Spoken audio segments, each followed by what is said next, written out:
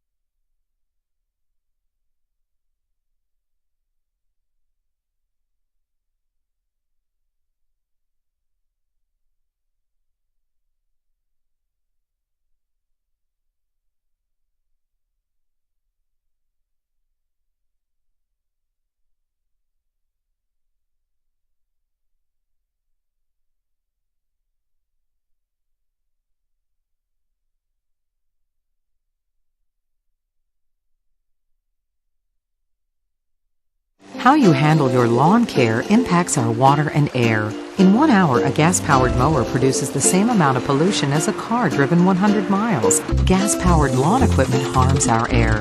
And yard waste down storm drains causes flooding and water pollution. Using too much fertilizer releases harmful chemicals into our air and runs off lawns, eventually reaching our rivers and streams. Healthy lawn care habits protect your family, our community, and the environment.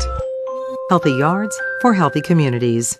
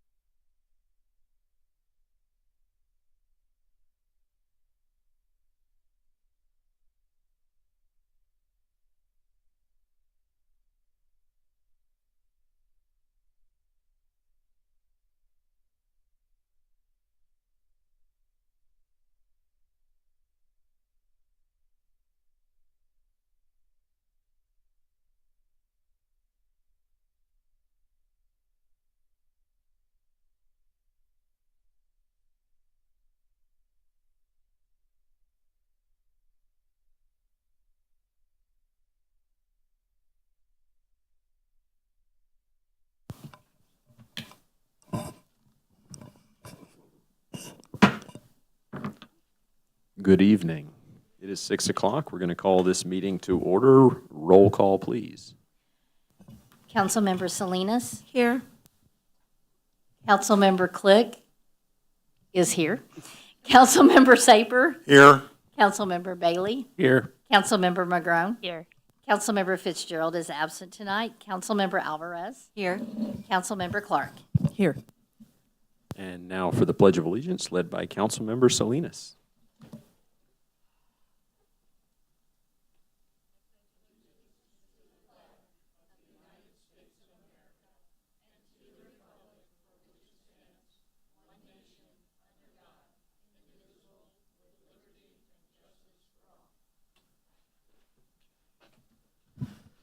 Item 4, approval of the agenda. Do we have a motion? I motion to approve the agenda. Second. All in favor? Yes. Yes. Opposed? Motion passes. Item 5, comments from the public. If you're a member of the public wishing to speak, please approach the podium, state your name and address, and please limit your comment to 5 minutes.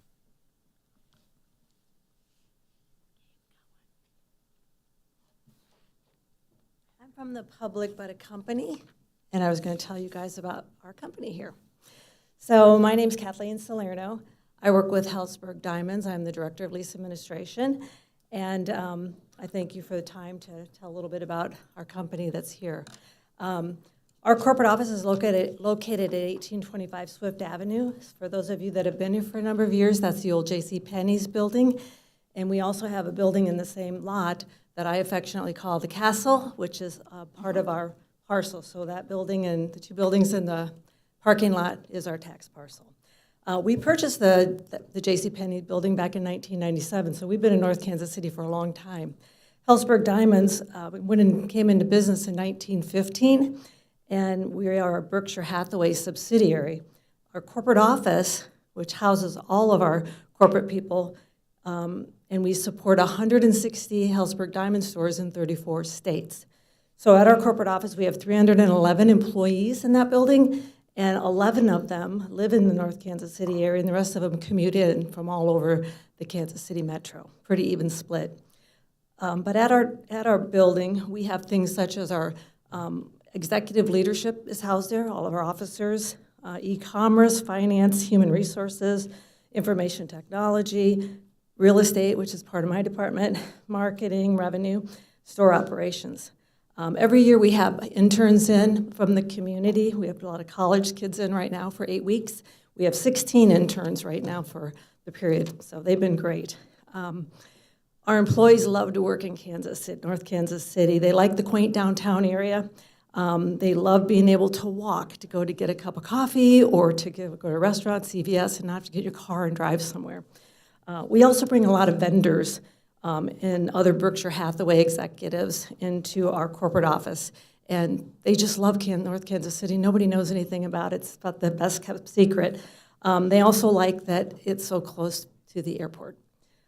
Recently, we embarked on an Oracle conversion, and we had 60 people from our stores in the North Kansas City area, and we'd like to do something fun with them. So we took them to the Iron District where they got to eat outside. They thought that was the neatest place. We also do a lot of corporate events at Chicken and Pickle because we have big crowds of people, and it's just a nice environment. Many times we can't get out for lunch, so we order a lot from catering. We get a lot from Hawaiian Bros or Chapels or Jimmy John's or First Watch, so that we do know it's important to support the local community. We also have 2 warehouses that we lease here. One's 10,000 square feet and one's 4,000 square feet near our office. One's on Swift and one's on 14th Avenue. Because we support 160 stores, we house things for the stores such as carpet, ceiling tiles, jewelry props and things like that. We do a lot of bulk purchasing and ship things out from here, so it's very handy having our warehouses. Our warehouse on 14th, it's a air-conditioned space, and so we have our jewelry cases there that need repairs, so we keep a supply there that if a store needs a case, we can ship it out. Hellsberg has been part of the North Kansas City Business Council for many years. I've actually been on the council for, it's been over 4 years, I don't know how long, but Hellsberg believes in being part of the community and is very generous with supporting many charities and sponsorships We've participated in the annual Holiday Magic Auction and Sidewalk, it's called the City Sidewalk Tree Festival. We also participated in the KC Parade of Hearts, KC Corporate Challenge, Make-A-Wish, Big Brothers, Big Sisters. So that's a little bit about Hellsburg, and we love being here, and we're just glad to be part of the community. Thank you. And yeah. All right. Great having you in town. And I got to come out to the corporate office this week, actually, and meet the executive team. Beautiful space. It's one of those buildings that when you look at the facade, you just don't know what's behind those walls. And amazing stuff. And I was really particularly impressed with how complimentary everyone was of North Kansas City and the amenities that we have here, and then the philanthropy you do. And you kind of touched on it there at the end, but I can't say enough about how impressed I was with the list of donors, and the Boys and Girls Clubs, I believe, is the new real big partnership. So thank you for all that you're doing in that. Sure, and I can't sit down until I tell you that they told me to tell you from the council that there's a new directory out that got mailed out to all the businesses, and I think they put it in everybody's seats here, so you have a directory of the businesses. Thank you. Further public comments?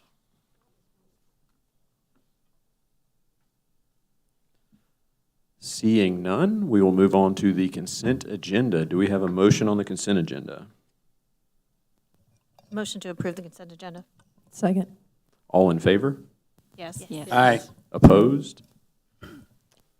Passes. Regular items. Item 9. Presentation regarding the Northland Workforce Development Center.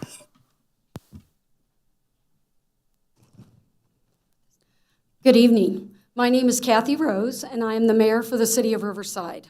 And first of all, that was really a wonderful presentation she just gave, and really a great attribute to your community, and I think that was said a lot.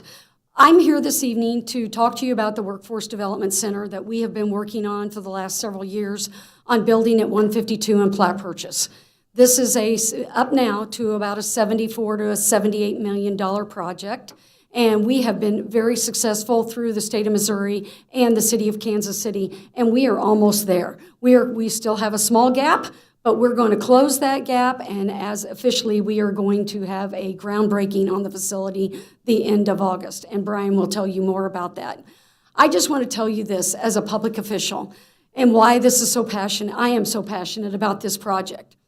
I am an individual that comes from a blue-collar, hardworking family. My mother and dad instilled great work ethic into all three of their children and what it meant to be a participating and learning a skill, learning to trade, whether it was through college or through a skill set, to be able to be successful and survive. And I'm telling you, I am one of those people that stand here before you and know what that truly means.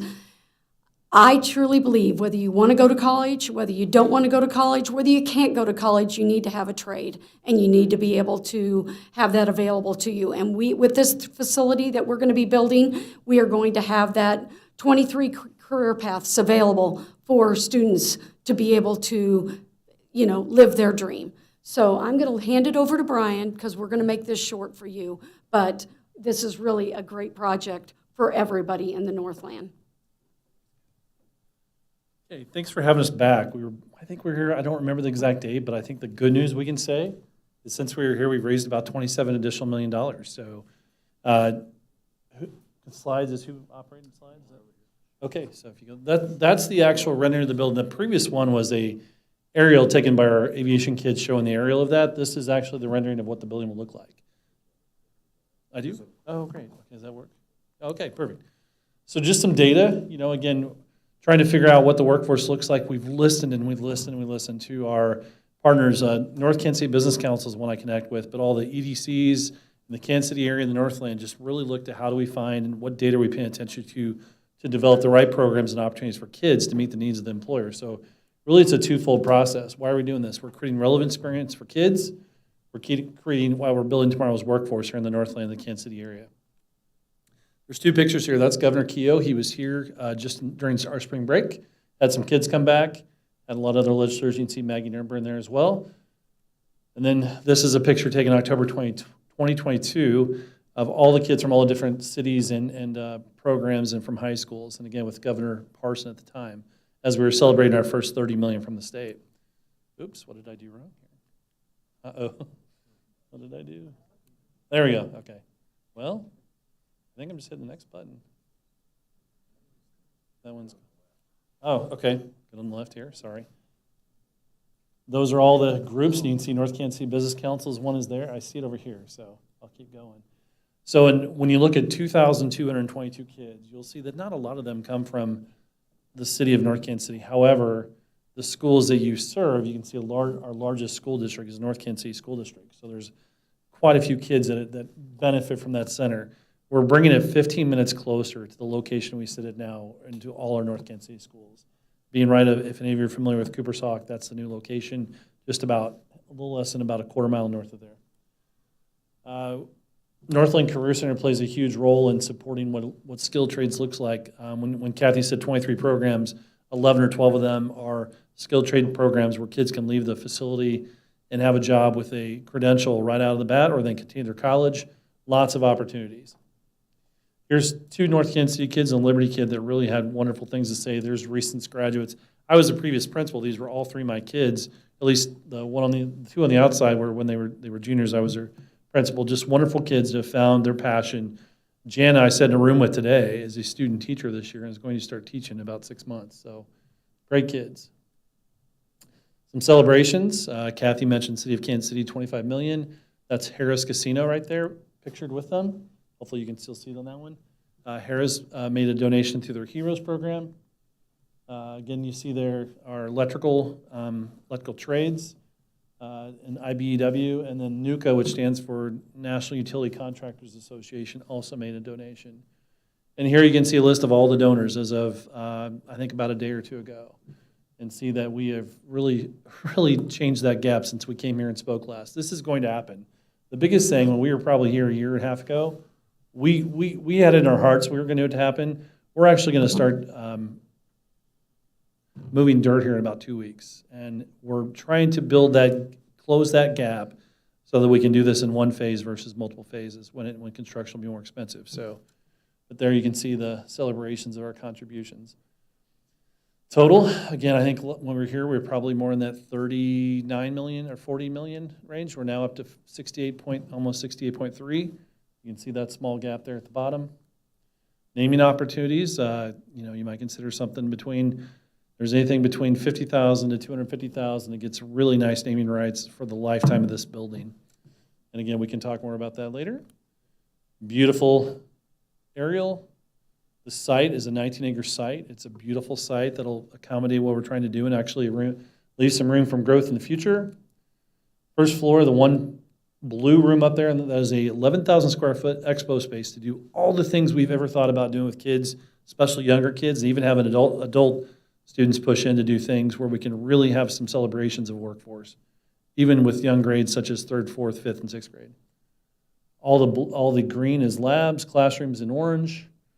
Partnership spaces up above that really focus on how do we really make this a workforce hub for the Northland to really focus things where if we can bring in big industries, really have them have that conversation, this building is a workforce hub to support our whole Northland, Kansas City area.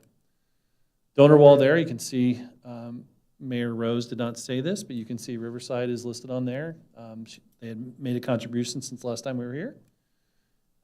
Really nice, beautiful pictures of expo space, auditorium, partnership space, lobby, welding classroom, health classroom, cosmetology, which is a big one that our North Kansas City kids have asked for many years, and then a student services / entrepreneurship space. IT, you can see a fire truck out there, which is exciting. Aviation, which has the smallest space in our current building. We live by the airport, we should be doing more with aviation, and then just a basic classroom.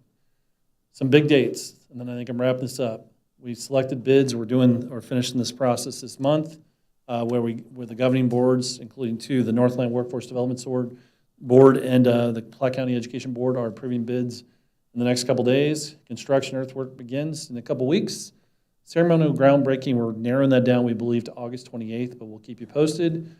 Construction completed late to mid-April 2027, opens its doors, and this is exciting, July of 2027. So that's not too far away. We're talking 2 years, so. And then if you have any interest in contributing yourselves, I'll leave these here. There's a postcard with just a brief amount of information I shared tonight. Business cards, you can contact me. That's the end of the presentation. Do you have any questions for us? Sorry. One remark here just for me and all of you. I mean, I'm meeting with businesses, developers, corporations, just like you all are, every single day. All you got to do is pick up a business journal or open up a chamber newsletter, and all they're talking about is lack of workforce. We have to be the ones that are responsible for helping making this happen. We need to grow our own so that we can get skilled labor to stay here in our area. And I am all about making sure that that happens. It is definitely a high priority with us as we move forward in making sure. And just a little fun fact, the baby boomer, which I'm a baby boomer generation, last year was the last year of boomers that was eligible to retire. If they did retire, which they're not, boomers are still working unbelievably because either they want to or they need to, whatever reason. When and if they exit the job scene, we are absolutely going to have this huge void of workers, and we need to start growing them now. So thank you all for your time this evening. Brian and I really appreciate it very much. Thank you. Thank you very much. Thank you. Questions? Go ahead. Can you tell us some of the programs you now have going and training and the ones you want to have for the future? Sure. So I'll break it down. There's six skilled trades programs now broken into 3 clusters. You have diesel and aviation. You have manufacturing, which we call industrial automation, robotics, welding. You have construction and heating and cooling. So that's our skilled trades. And you have culinary, law enforcement, agriculture, which also is a partnership program at Maple Woods. IT, or information technology, and teaching professions, and I'm missing one, unfortunately, but there's 12. So expansion, for example, in the construction realm, electricals and plumbing has been where we've heard time and time again, we need more training in those areas. So that'll create more breadth in that construction where we can have kids have a well-rounded opportunity throughout those programs, or they can focus on electrical and plumbing, which is a huge need. Another situation, fire science, EMT. We have law enforcement, but our firefighter unions and our firefighter groups have talked to us like we are desperate for more trained firefighters, EMT, and paramedics. Expanding hospitality, for example, you have a casino here, you have a ton of restaurants. My wife and I spent our whole day here Saturday in 2 different restaurants and 2 different museum-type places. But you have all this hospitality. Well, so hospitality, we have a culinary program. We don't have a baking or event management program, so those will be new additions. So it's at 12. It almost doubles to 24, but we're at 23 programs. We had a couple teachers. Oh, how did I forget this? Health sciences. So health sciences will go from 2 teachers to at least 4 teachers because of this beautiful space on the second floor. Everything diesel-type program on the first floor. You can't put a diesel truck on the second floor. But you can't put a health program, a dental program, and all the other, and even an IT program. So that's why we're able to have 2 floors in this new space. But hopefully that answers your question. Will that building have enough room for that expansion? We have dreamed big, so the answer is yes. We're in a 58,000 square foot facility now. We've designed it, and it's completely designed at 147,000 square feet. So when we dreamt, I'm a big dreamer, and it's been 7 years in this project, actually probably more as a dream, but it will have enough space not only for what we were thinking now with 23 programs, partnership space, expo space, meeting space. It'll also have room for expansion in the future with us buying 19 acres when we bought this beautiful piece of property about 2 years ago. So we're really excited about that. Thank you. Thank you for your questions. Other questions from the council? Thank you so much for doing this. This is my 3rd time through the presentation. I'm in awe that you kept it under 8 minutes. I've heard it in its full, I know, yeah. I've heard it in its full glory. I love this so much. It's so important. And personally, I've tried to hire out electric, plumbing, HVAC. I mean, it's hard to find people in these trades, and it's not a thing that's emphasized as much as college is, and it's so critical. So this is badly needed. We're coming up on budget season. We're going to be talking about this. We're going to find some money in our budget to put toward this. So stay tuned for that. But groundbreaking's exciting. This is really badly needed. So thank you. And if anyone's watching this, go back a couple minutes to that QR code, scan it, make a donation. Thank you very much. And Kathy, thank you for being a champion of this. I sat down for coffee with Kathy, and she's like, before the pleasantries, before the pastries, let's talk workplace development. So. We have been very lucky to have her for the last 2 or 3 Oh, yeah. years. Very lucky. She's a champion. And there's a lot of sponsorship opportunities available in that building, so hopefully we can talk soon. Love it. Thank you so much. Thank you, everybody. All right. Thank you. All right, moving on to item 10. Presentation from River North. Good evening. Everybody, how's it You- going? You move the microphone up there, little Joe. Is that better? Okay. Perfect. Fantastic. So this might be kind of a short presentation. This is really more of an after-action report from the tourism grant that we received last year to put on the 2024 Fall Fest and the 2025 Spring Pint Path. After that, it was about $25,000 total. We put $20,000 towards the Fall Fest and $5,000 towards helping us promote the North Kansas City Pint Path Pub Crawl. We are looking to come back and do that again, but first, I did want to share that our event last year, the $20,000 goes towards the Fall Fest. That's kind of the event with all the expenses. We have to pay for a beer tent, and we have to pay for a stage and all of the bands. And so that's where really most of this tourism grant goes towards. It's, we wouldn't be able to put on this event without it. We thank the city for their support. So just kind of going over the numbers that were sent in on that. The biggest expense by far, tents, big festival beer tents. You want to do any kind of event like this, it's actually about $10,000, $11,000 for a big tent rental like that. And then it's another $10,000 or so for the bands, the booking company, and then the sound guy who comes out, takes care of the stage and all the sound, everything like that. Everything else, we need to do insurance for the event.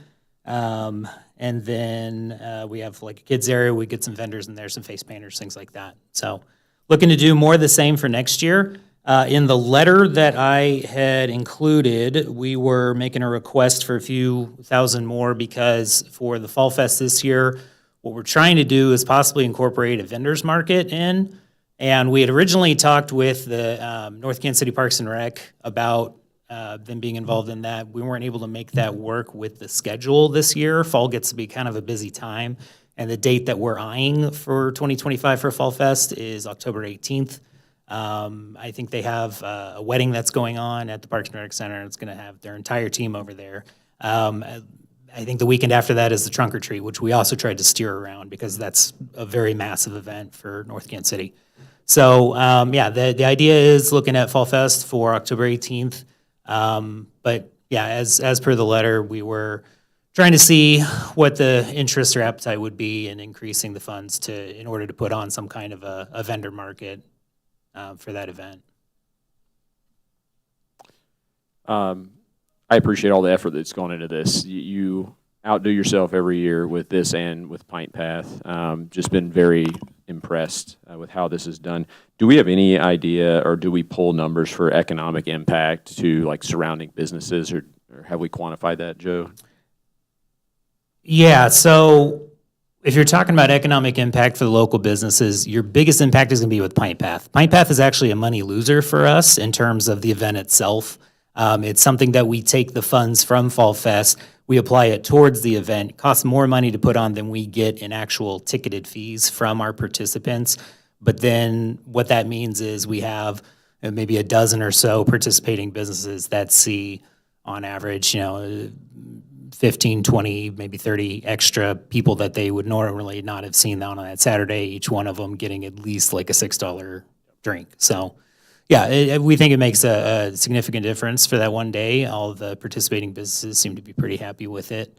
But yeah, if you're talking about the tourism grant in terms of impacting individual local businesses, the Pint Path is really where that gets applied.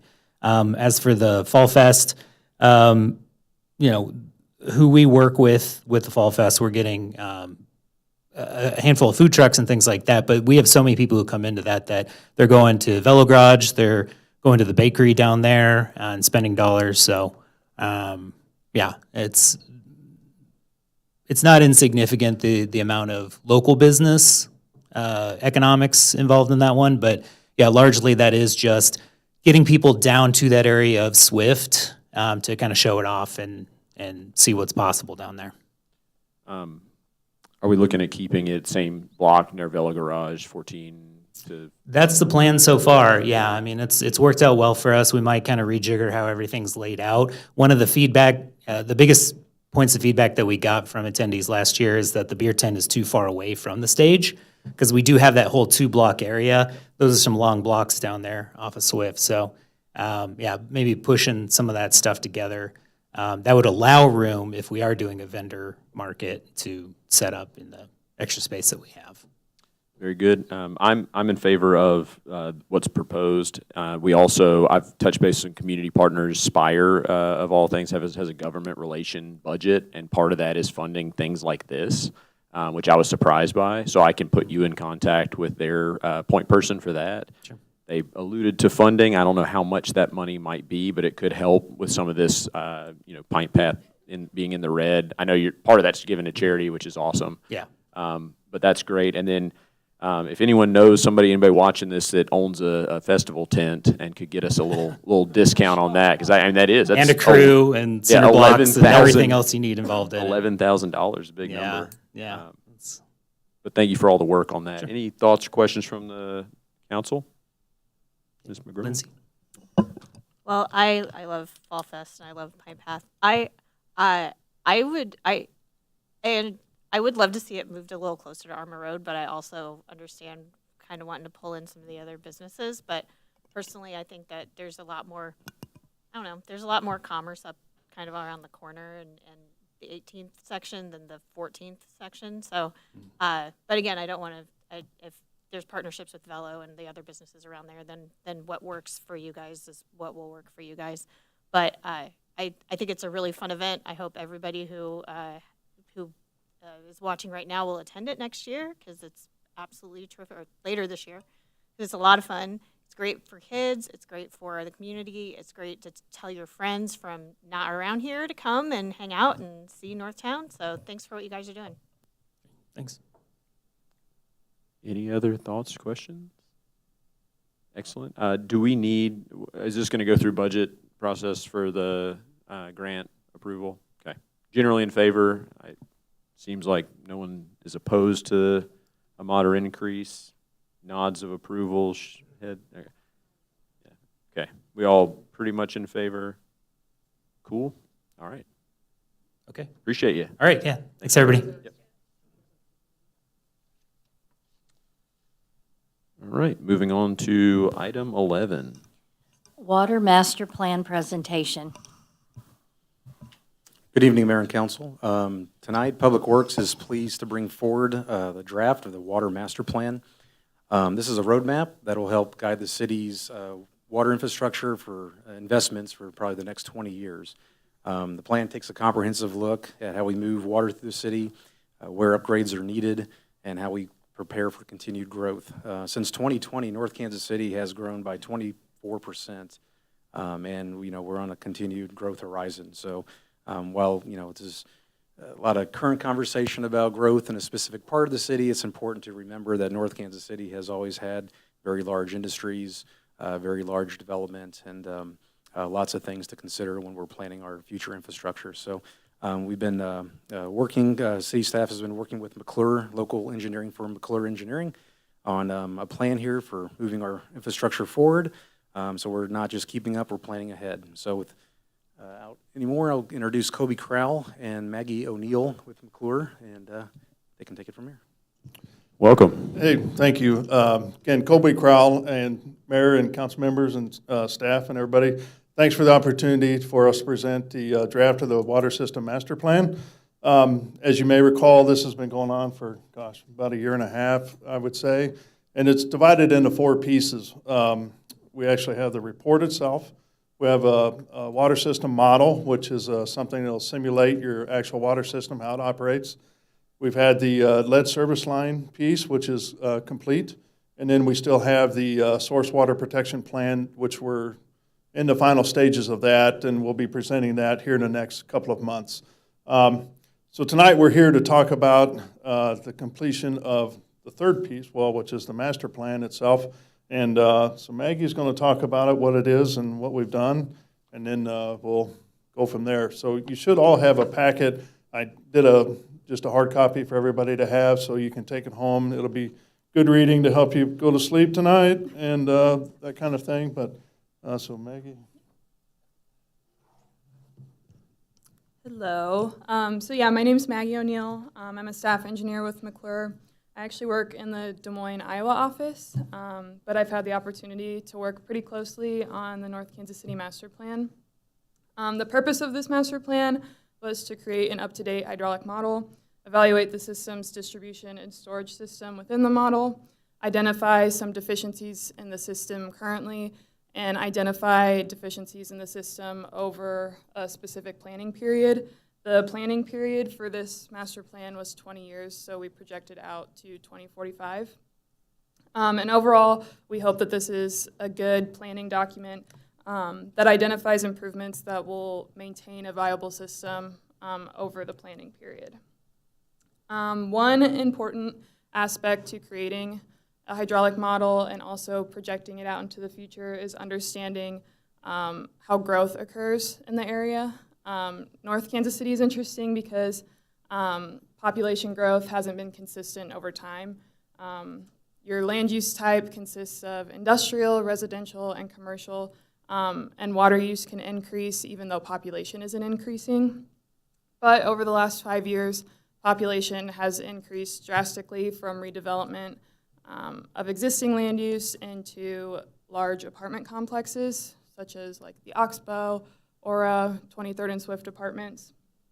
After talking to some city staff, we decided that looking at growth in the future, it's realistic that redevelopment into apartment complexes will likely continue. So for adding additional growth into the hydraulic model, we based this off of additional apartments. So we kind of made a baseline apartment off of some existing ones in North Kansas City. So we assumed a 550-person apartment complex. When looking at growth, there are typically some limitations. One limitation for North Kansas City is their overall treatment capacity at the water treatment plant. Looking at overall treatment capacity was not part of this plan, but we did consider it in the hydraulic model.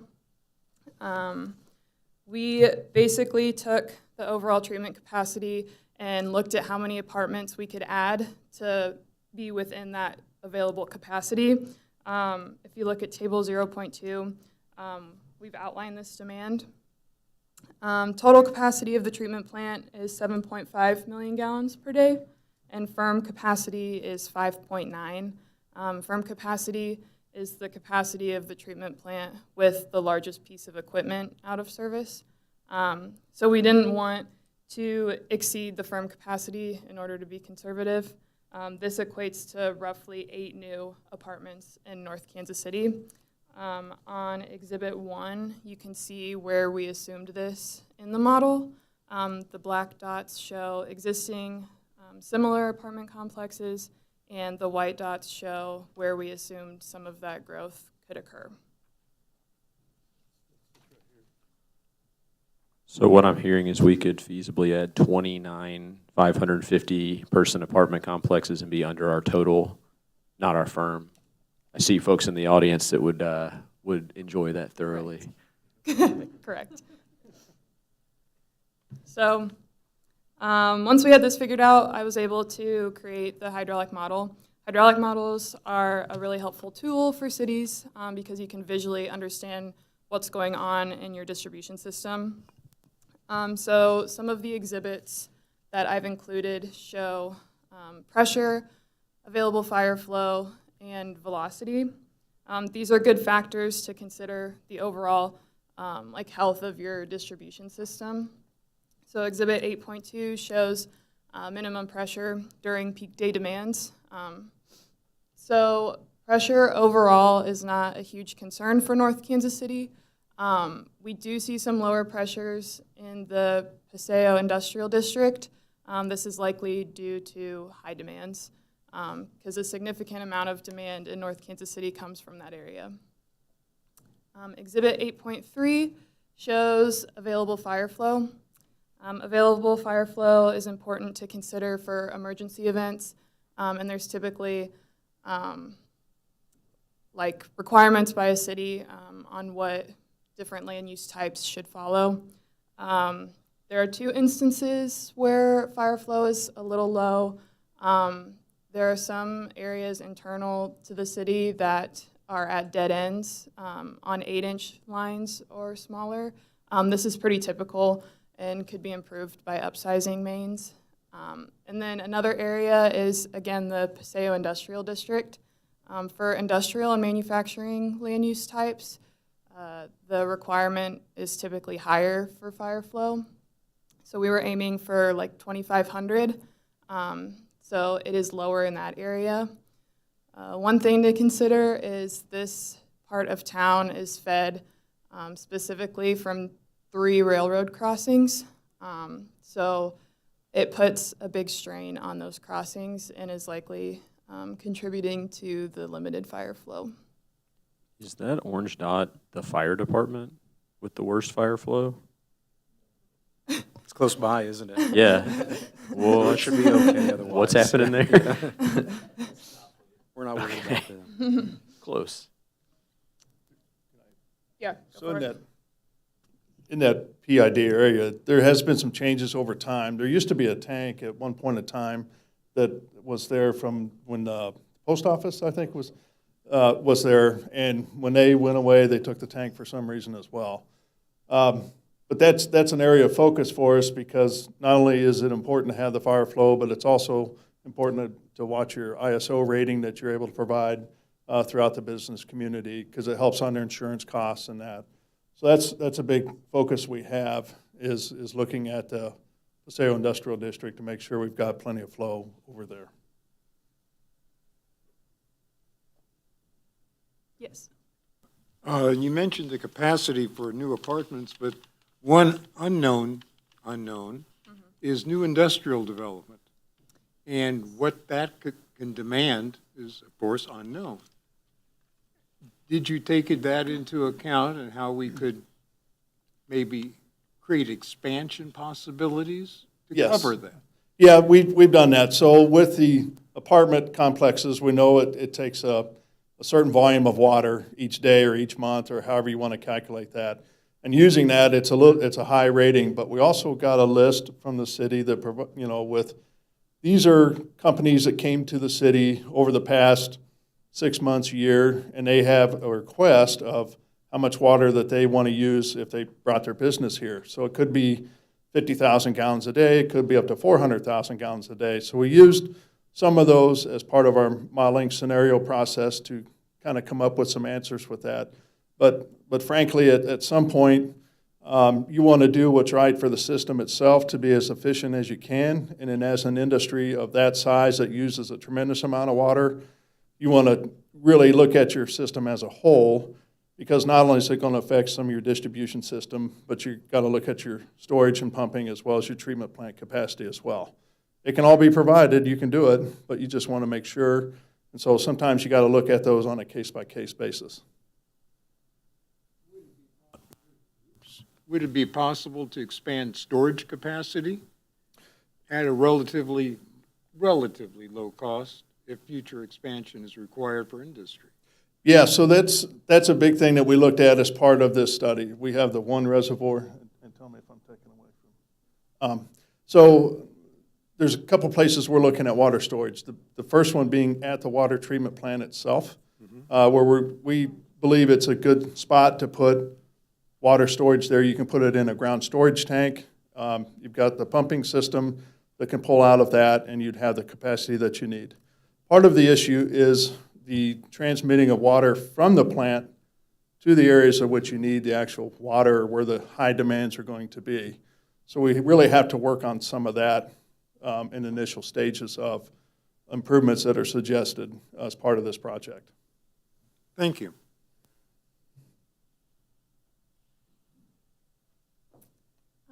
If you want to go to the next exhibit, one of the last factors we look at in a hydraulic model is velocity. Velocity is a really good indicator for pressure loss in a system and can quickly show you where there's stress in the system.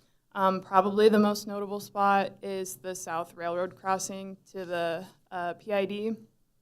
And again, likely from the large water use in that area and it decreasing to smaller diameter and size. So this spot right here is where our largest water user is located, and they're outstripping water use of the entire rest of the city, from what I understand. How much is that specific user impacting the water velocity and all the planning that goes around this? I would say pretty significantly. I mean, there are some other high users in that area, but specifically it being right next to that crossing as well is why it looks so bad on that map. How does the crossing impact it directly? The size of the pipes? Yeah, and the number of crossings too. Okay. When you think of kind of a, when you think of kind of like a demand on the system, it's pulling from everywhere. So when a high user kicks on, you know, they're not just pulling through one pipe. They want to pull, the entire network will kind of gravitate towards them. If you're in an area with a grid, you know, there's a lot of places where that can come from. If you look here, there's so minimal crossings from one side of the railroad yard to the other. You're kind of focused on that one pipe. Yeah. Right. The other question I had, this red spot at the top, that's the location where we had a main break. Did that impact this, or was that before or after this was done? I mean, we replaced that chunk of pipe, I assume. From what I see in the hydraulic model, this scenario occurs when the GSR is emptying really quickly during peak day demand. So that just represents like how fast it's coming out because there's a high demand from the system at that time. Okay. It may contribute some to. It's also kind of a dumb question, but FPS stands for? Feet per second. Feet per second. Yeah, how fast the water's going through the pipe. Okay, and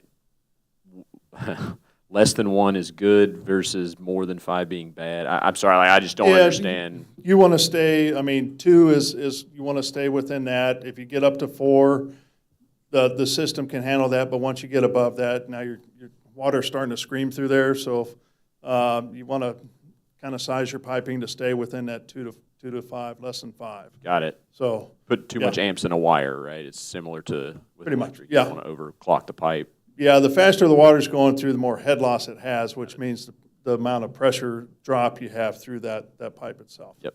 Thank you. I just want to go back as far as the main break and fixing that and repairing it really had no bearing on the water model or plan itself because you're fixing the same size of pipe of what you had there before. Got it. Yep. Quick question is, over the course of the day, do you see when is the peak time, or do you see industry, offsetting residential use? How is that? Where throughout the day, how does that kind of track? Yeah. So in a hydraulic model, for different users, you can put in different patterns for water use. So industrial will have different than residential and commercial. Industrial typically stays the same throughout the course of the day, while residential is a diurnal curve and peaks in the morning and when everyone's home at night.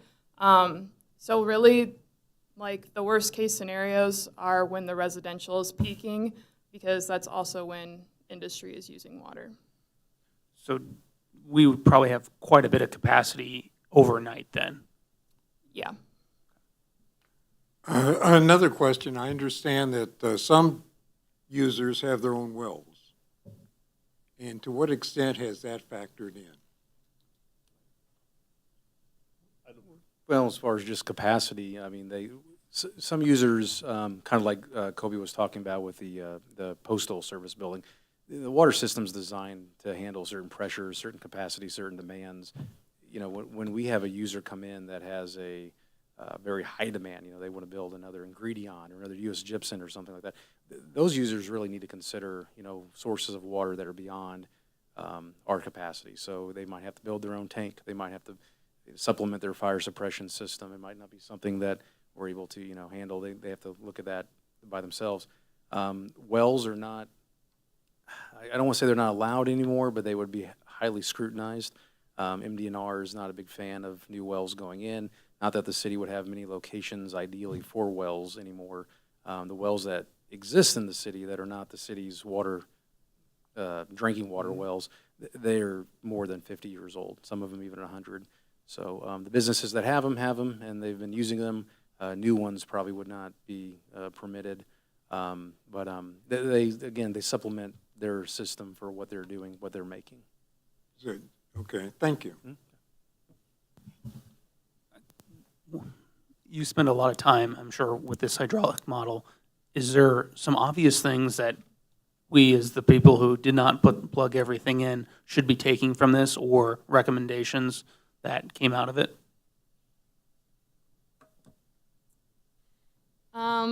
For the public, not necessarily. It's more of a development problem, I would say, and watching out for how much growth occurs without updating the treatment plant capacity, since that's your limiting factor.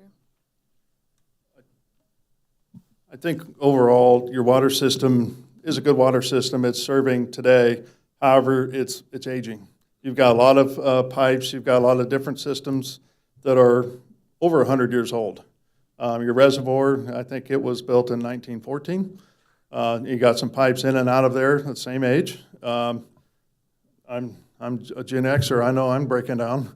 But I imagine some of your pipes are doing the same. And we're talking about a lot of that today. So a lot of the issues that you have, it's really getting your system renewed, updated, and being able to provide for the way usage is today than what it used to be 100 years ago. So I think that's the big thing, is just giving it an update in order to be able to do that and to serve long term. Yeah, Yes, the aging bit is the part that scares me more than anything. We've seen the 100-year-old pipe in Magnet Park explode and turn it into a lake. The model, in my understanding, is modeling 10-inch pipe or modeling 12-inch pipe. Do we know, as these pipes have aged, are they still, a 10-inch, 100-year-old pipe is not likely 10 inches inside, correct? Like it's accumulated scale or some other flow restriction. Over time, you're going to get a buildup on the inside. Your water plant itself is a kind of a lime softening type of plant.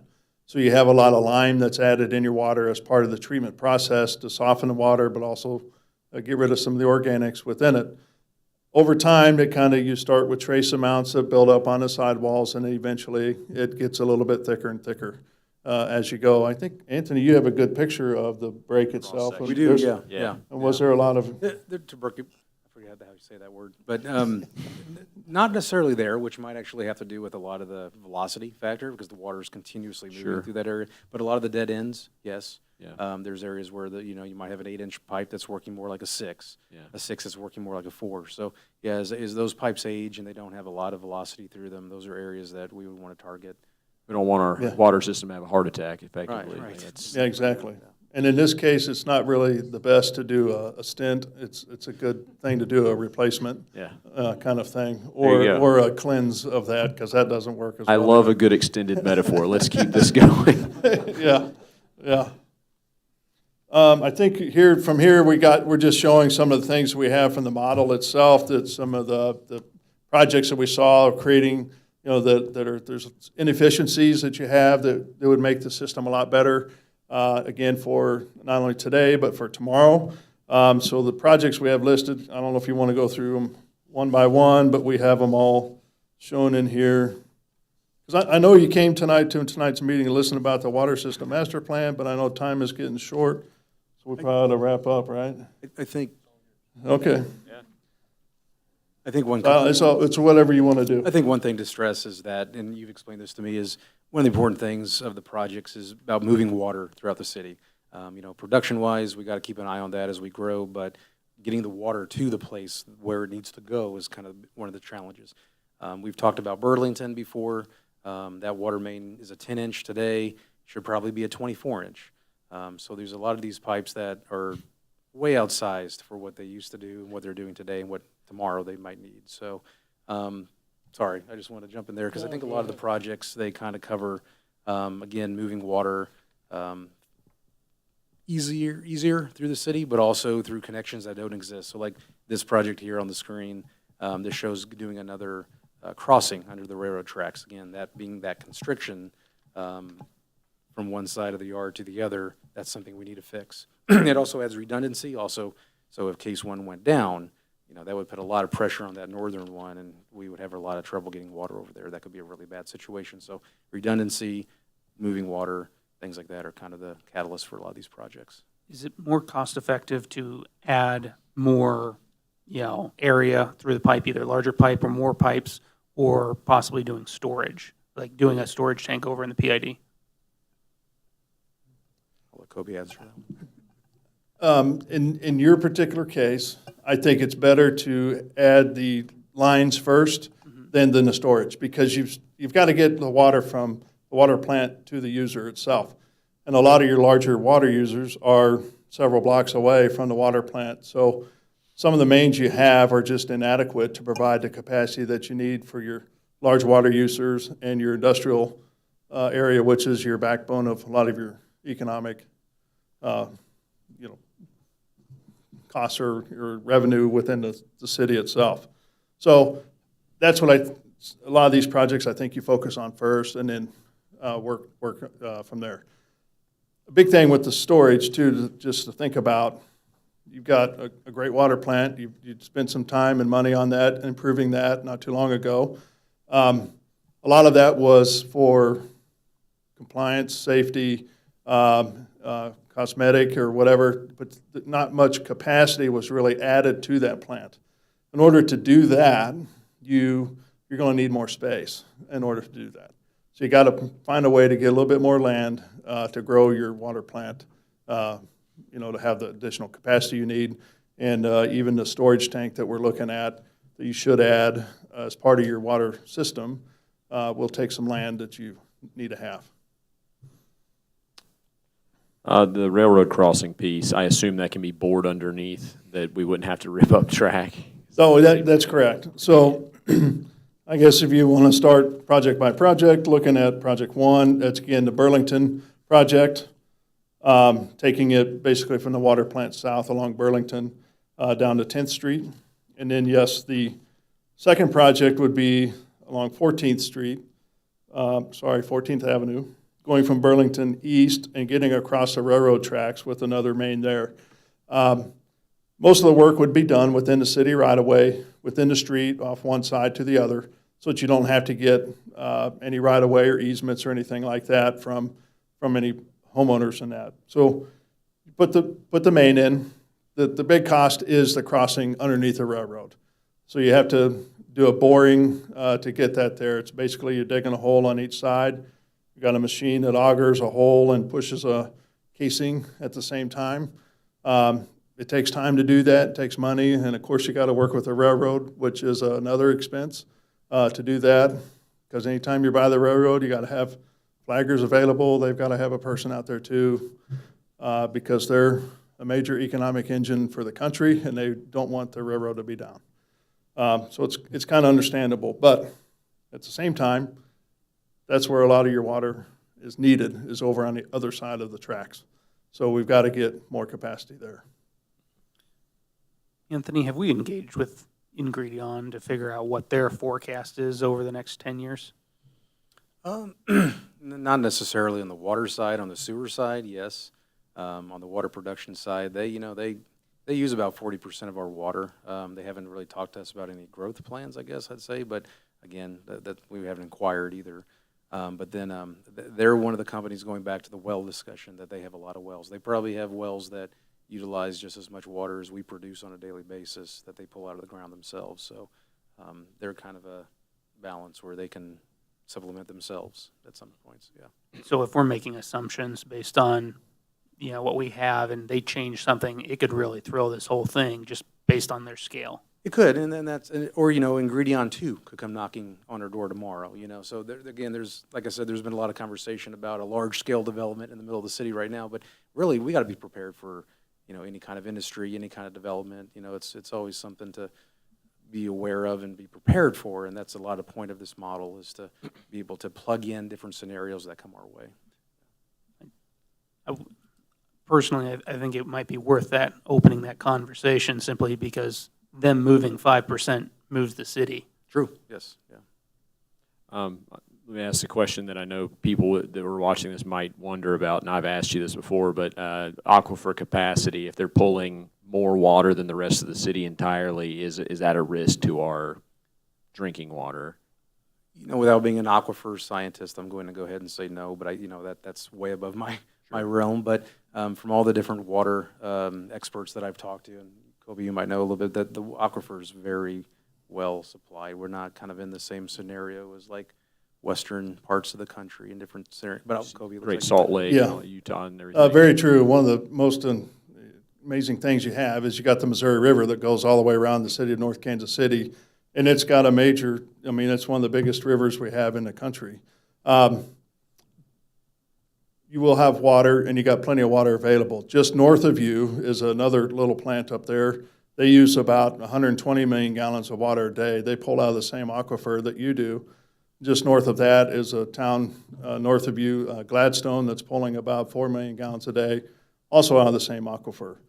When we looked at your wells, as part of our source water protection plan, we're looking at a flume as to where the water comes from within that aquifer, and they modeled as if Kansas City, Gladstone, and other folks up north are taking all the water they can so we could see where does your water come from, and you still have plenty of water. Okay. The only caveat I have, and this is because I'm involved in this other thing called the Kansas City Industrial Council, there's talk and legislation on a national level of, because Arizona and folks out west don't have water, they're trying to get some of the water that goes down the Missouri River and redirect it over towards the Colorado River so that they have water. And they've got some states involved or interested in allowing that to happen. So North Dakota, they're happy to send their water that way. They get some revenue back. A lot of us don't want that to happen because that's our water, that's our commerce. We've got boats going up and down, power, water, wastewater, and an industry that relies on the Missouri River. We do not want to see that water diverted somewhere else. That's my soapbox. Yeah, Sorry about that. I mean, water's infinite until it's not, right? It was That's infinite right. in the Colorado River until it wasn't, the Great Salt Lake until it wasn't, and having gone down that scary rabbit hole, I don't want to see ours vanish, and that's where I worry when I hear one user using 40% of what we produce plus their own wells and just constantly. And so I don't know if there's talk of limitations on, I don't like to squash industry, but like limitations on water usage or any of that even in the conversation at this point. No, I think long-term, you're going to be okay on your water source. Right now, your limiting factor is your treatment plant to treat that. So you have more source available than what you're treating. Okay. So Mr. Nichols has a great statement, why can't we upgrade the plant to be treating the same amount of water we get out of our wells? Sure. It's a good question. Yeah, probably the answer is money and land, which brings me to the money side of things. So if I'm understanding correctly, the very last page of this document, Exhibit 10.1, yes, puts a bottom line number in 2025 dollars of $72,257,100. That's only going to go up over time as money devalues. Do we have, and this may not be I see this as prioritized, like the projects are in order of priority. Correct. Do we have recommendations on how to pay for this? Is this charges on water, or is it bonding, or is it just phasing it over time? Yeah, so the projects we have listed, we're saying that's a 20-year improvement package. So you don't have to do them all today, and I don't think you want to take that on. That's a lot to take on today. So there's two parts of this master plan. So these things are all capital improvements, meaning they're needed to be done as part of improving your water system as a whole for today and tomorrow. A secondary recommendation we are suggesting in the master plan is to do like a water main system improvement kind of package, and that's an annual program. That's replacing valves. That's fixing pipe. You have a block that has a lot of breaks or a lot of complaints or something. So you want to do that as part of your annual maintenance program. So we're suggesting that you have in your annual budget to do some of these main fixes and projects you need to do. Pumps, replacing pumps, doing the maintenance on those. Reservoir, you're lucky you don't have to paint it because it's a big concrete thing, but it's not the most attractive thing on the outside, so maybe some new siding on it or something, I don't know. But it's Plant some trees around. But it's two separate deals. As far as the funding for that, we've not talked through that yet. Just haven't got to that piece yet of how do you want to fund it. A lot of folks do it as part of their rates, which you can certainly do. You can do revenue bonds, however you want. That's a conversation we would have with your administration staff. Sure. The best way to do that to fit the city here. Yep, appreciate that. Yeah, that's going to sting. And if we could just do water stuff and had nothing else to pay for, this would be still troublesome, but not as much so. Right. But I mean, the numbers are good to see. They're just painful to look at. But I appreciate you putting this all together. It's going to be fun to figure out how to get it all paid for. Yeah, thank you. You have questions from the governing body? No? Last one. So this is a 20-year phase plan. We got 100-plus-year-old pipes. Sure. Do we foresee those pipes making it until the point in the plan they need to be replaced? Or what keeps me up at night is pipes exploding in the city randomly. Yeah, and that's frankly, that's kind of, it's going to happen. That's part of your, the fun and the joy of having a water system or a sewer system and that. Things happen, you don't know any idea why. It's the weather we have here, it's negative 30 today, and tomorrow it'll be 105. And that has a little bit to do with it. But as far as the replacement, this capital plan will not replace every pipe in town. We talked at length that if you have like a maintenance program, you're replacing pieces at a time, yes, you'll be able to last and be able to do what you need to do. These kind of breaks we had this past summer or last summer, they're going to happen. And it's all a matter of how we work with those and deal with those. I think when that happened, there's a great team that was put together, worked on all of that, did everything we could to save that, maintain water, and keep everybody going. I was impressed with the staff and what happened with that. It's unbelievable. But through that, we learned something.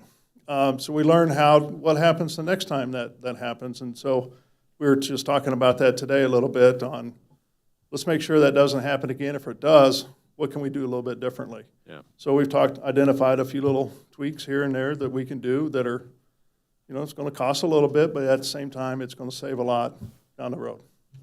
So the piece where they break, you mentioned velocity being a factor in that. Should our efforts, I don't know where the phases go together exactly, but replacing the pipes at the highest velocity points so that those are not the ones to break unexpectedly. That's part of it, yes. Replacing with high velocity, and then those that are transmitting water to the highest demand areas are the ones you want to look at the most. And we suggested that maybe we'll look at your segments and do a priority of all the way through the city at some point where you can identify, well, this is the worst. We've had so many breaks and complaints on taste or odor or something like that. Let's go ahead and put that as number one. We want to replace that as part of our annual maintenance program. And once it's done, it moves to the bottom of the list, and they all shuffle up one. Yep. And you go to the next one the following year, or the next two or three the next year, Beautiful. Just kind of stay on top of that. Yeah, number one seems to be Burlington, and that's getting Burlington. replaced. Very important. Burlington's very important. One other thing to add to what Kobe was saying there is, you know, we were talking about today a strategy for that. So pipes are going to break. I've seen 100-year-old pipes break, of course, but then also I've seen like 1980 ductile iron pipes break just because, you know, the water mains break.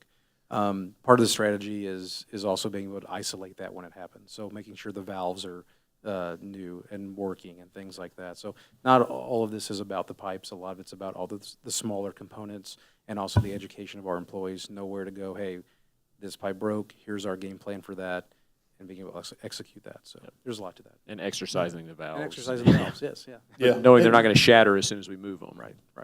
Cool. Yeah, redundancy is another big thing in there too. So maybe the tank goes down, but you still have the pumps, and how can we make those work a little bit better to take over for the tank? So there's a lot of different strategies we can employ. Is it possible to do pipe relining for clean water pipes, and will that buy us some time? It is. At this point, I don't know if I would do that. Why, and why not? So as kind of talked a little earlier, over time, your pipes get a little Yeah. incrustation on it. Yeah. You have to clean that off. And so if your pipe is still live, or you kind of isolate it and you got to find a spot where you're scraping that off of the side of your pipe, you got to get it out, and you never get it out because you try, you get maybe 90% of it, but the other 10 seeps into the rest of your pipe system, and then you got people complaining because I did a load of whites tonight and now it's all red. So that's one. Getting that off, you have to get it off in order for the new lining to stick to it. Sometimes it sticks for a while, but it doesn't. Over time, it doesn't last because there's endpoints to that, and the endpoints eventually give away, and the water gets back behind it, and it works its way between that liner and the pipe itself to do that. So, in my opinion, I'm not satisfied with the technology yet. In order to do that kind of thing, I just would suggest go ahead and replacing it with a new pipe. Thank you. And you still, also the other thing, you have to tap it to get the services back in too. Yep. So, Further questions from the city council? Thank you so much for all this work. It's very useful stuff. well, thank you. We appreciate this opportunity. It's been a joy to work with the city and working on this plan. Staff has been great. You guys have been great. It's been a fun project, and I know we still got a little ways to go, and I won't stop thinking about it, even though it's mostly on paper, there's still things that kind of go on in here that I think we can do. So thank you very much for your supporting us. Thank you. Thanks for making the trip down from Iowa. Yeah. All right, moving on to item 12. Preliminary budget presentation. All right, Mayor and members of the council, it's that time of year. It was, for me, exciting this weekend to be able to send this out to you. I hope everybody got it. I do want to say the memo that I have in here, I have one mistake in here. I say that transportation still includes a transfer from gaming. Last year, we didn't transfer from gaming to transportation. It was years previous to that. So I apologize for that. Still, I guess, would refer to previous years, but not last, or this current year. Other than that, like I said, tonight was kind of the handoff. We've got 3 weeks until the next meeting. The hope is that gives you good time to review it. The budget committee is working on the same. During that time, I would say send questions, come by, call anytime that you have about this. If something's not clear or suggestions or any kind of clarification. Just a high overview. We are being a little more progressive with sales tax this year. We've always kind of held back and been a little conservative. We're having a good year so far. So as far as the budget, we're pushing a little closer to our projections, right at them. We will continue to watch that as we go through this budget process. You know, we still have a month and a half before we start to get to that final. So if we see something, you know, a little alarming, we'll let you guys know and maybe pull back a little bit. Expenditures this year, the departments did a great job of, I used the term last year of sharpening, but they did even more so this year. and that's something we'll always continue to work on. But trying to think, interest earnings have been good. Commerce has been good. I think they presented a month or so ago. That has been helpful to revenue. But the big thing we keep watching is the general fund. We'll say, as I mentioned here, expenditure-wise on the capital page, all the projects right now are selected.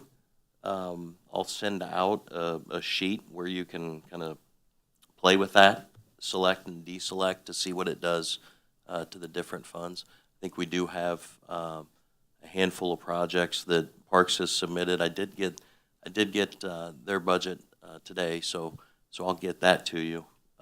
We didn't have that at the time this went out. But again, tonight, the big thing was kind of the handoff tonight, unless there's any preliminary guidance. I did notice River North, we had in there for 25, but I've got written in my notes here 30. If I can go ahead and move that for now. Any questions on the preliminary stuff from the council? We have a budget subcommittee that will be submitting questions to staff via email. If you have any questions, feel free to email those to me. Same with the general public, shoot them over to me so I can get them to staff.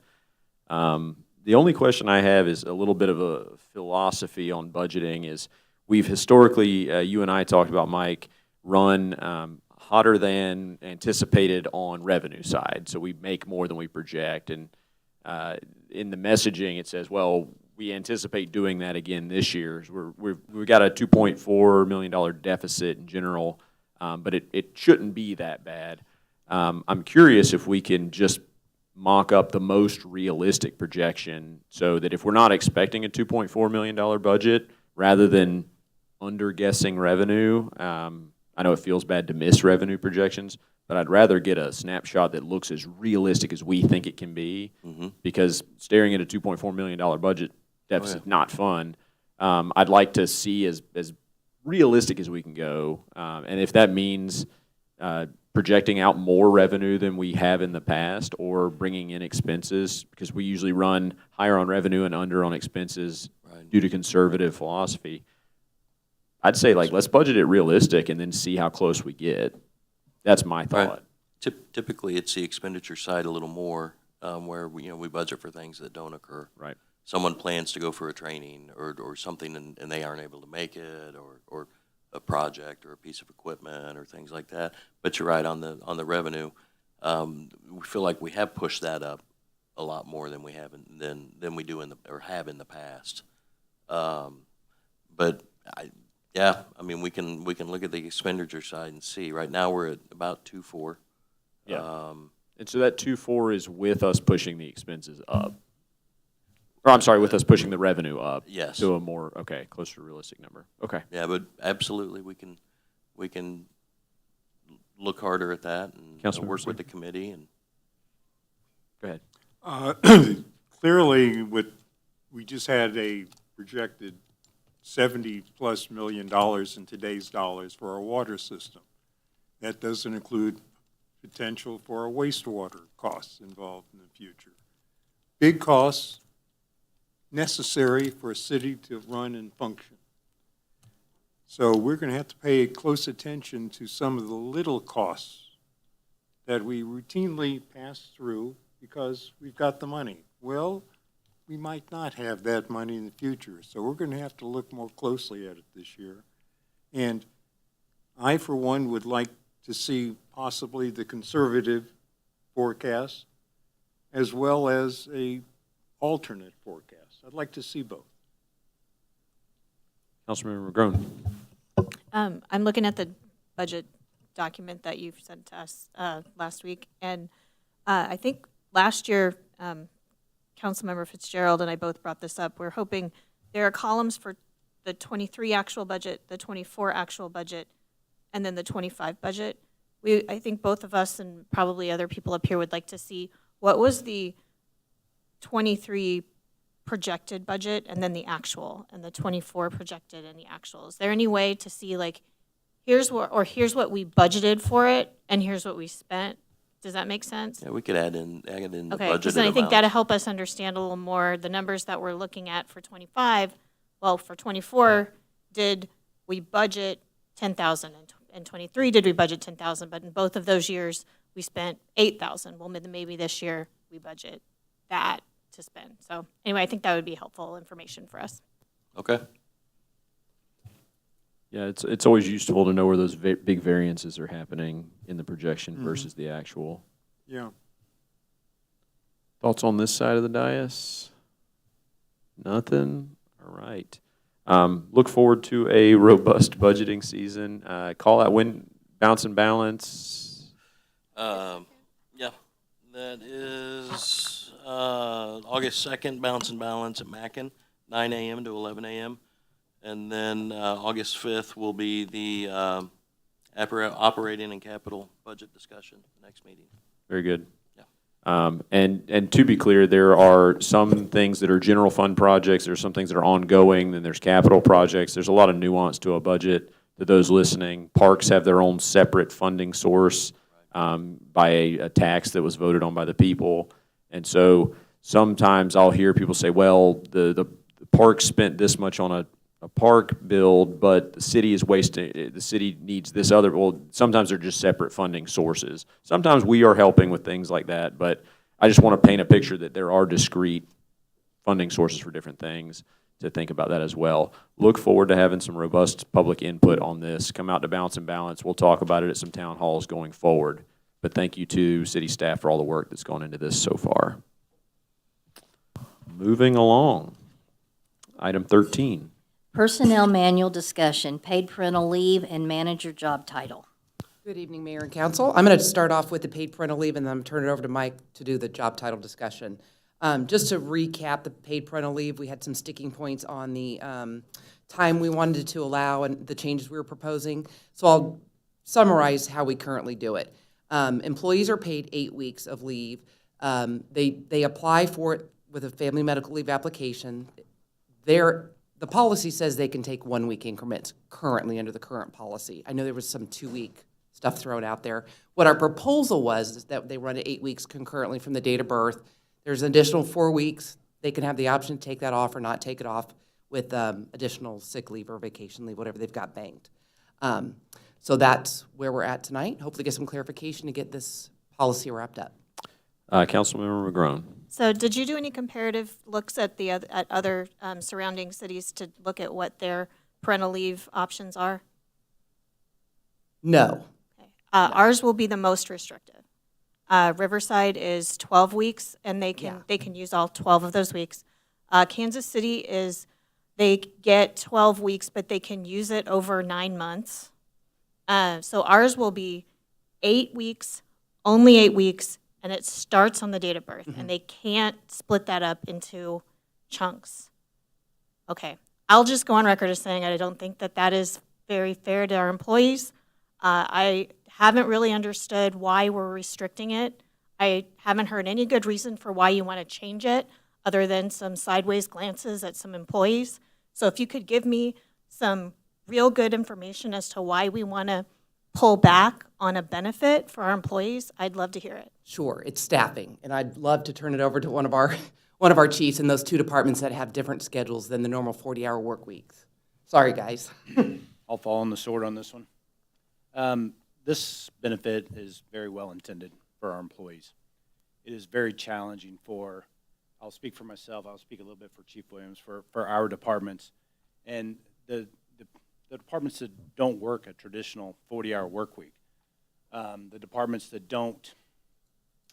can't just easily have someone off work for that length of time, free leave, right? So we're not talking about sick and vacation to stay home with a newborn or an adopted baby or anything like that. We're talking about free leave that they still now have their vacation and their sick leave benefit to still take during the calendar year. And also, guess what? While they're gone, the other people can't take their sick leave or their vacation leave or attend training. So I'll probably have pitchforks and torches set up in my office when I get done saying this, but I'm not a fan of the benefit whatsoever. I feel like if people are choosing to start a family, they should plan for that. And sometimes that means you have to sacrifice not having to get another vacation after you've taken 8 weeks off. Adversely affecting our department right now, we are down people, okay? I've already had 3 employees off on parental leave. I have a 4th starting Friday. I have a 5th starting in August. I have a 6th starting in probably August also. That's also in August. And I have a 7th starting at the beginning of next year. So while all these people are off in conjunction with already our decreased level of staffing because of vacancies, it has become very challenging. It is burdensome to the employees that are still here. Again, a well-intended benefit to the employees that are taking it. The cost of that is the people that are here. And when you force people to work overtime because we have minimum staffing standards, we have to be here. We can't just leave an office and expect somebody else to do that work for us when we're gone. We have a minimum of 4 people that have to be on duty at any given time. Fire department's much higher than that, 10, 12, something like that. So those people that are left here that's a detriment to them. Sometimes they're going to get forced to work overtime that they don't want to work. So what happens when you force people to work overtime? You create bad morale. What happens when you have bad morale? You have people that want to leave employment from this organization. I can tell you, again, well-intended benefit. I've been a part of the hiring process for the police department for better part of 15 years in one way or another. Not one time has an applicant asked me, do you have paid parental leave? Not one time. So given the kind of unique constraints that the police and fire are experiencing and the fact that we are a smaller department, so I don't know is it Kansas City's police department also has the same, is it across the board? That I don't know. Okay. I don't know. I can see how police and fire, and I don't know if this is something we can or can't do, carving out for police and fire, because there are specific restrictions on, like, we have to have police and fire in service, people at work, and I understand it is a detriment. People are going to be working more hours, and staffing levels are low. Hopefully they'll be coming up with the salary increases, but that's real. That's a real constraint. And with Kansas City, whether their police department has the same or not, like, they have hundreds of officers who could feasibly backfill and be more flexible. We don't. So is that something we can do? Can we carve out fire and police in this and leave the rest of it? We like to keep our benefits consistent across all departments. I mean, that's been our philosophy. Understandable, but can we? We can. I mean, the numbers, I ran the numbers of who we've had. We've only had 2 in administration, 2 in municipal services, 11 in police, 12 in fire. So really, those are the departments it's benefiting. Right. Yep. Councilmember Clark. I feel like those particular departments are also the ones that tend to, we negotiate salaries quite a bit.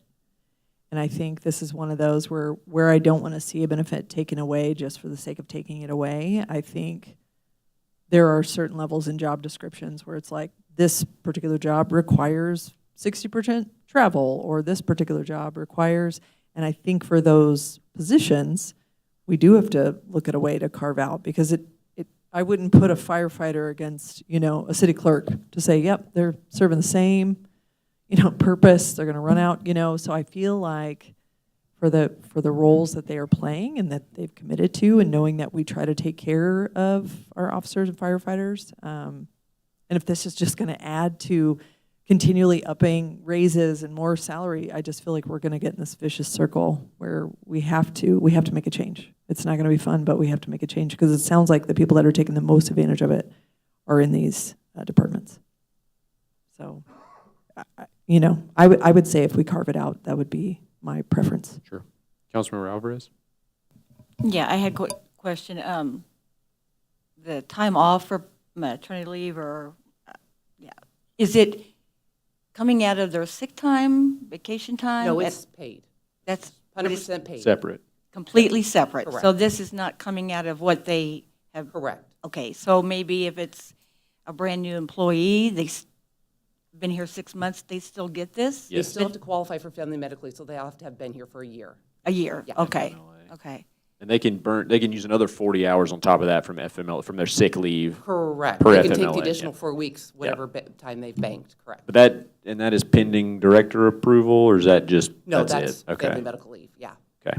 So they could take the family leave, and then they could also add whatever vacation or 40 sick- hours. whatever, Correct. Yep. Correct. with approval on the, so that could extend it even farther. They can but- take up to 12 weeks. That's federal law. So they can take up to 12 weeks. We pay 8 of it. They can, Okay. The other 4 weeks is on them, Okay. on how they, whatever leaves they have accumulated or unpaid. Well, and I do see a problem for the police department and fire department separately from the other ones, because they're not jobs that can, like you miss a few days, okay, the desk can sit for a few days, but when you're required to have a certain amount of people, you can't just, you have to be there. It's a 24-hour job. So somebody has to be there, somebody has to fill that spot.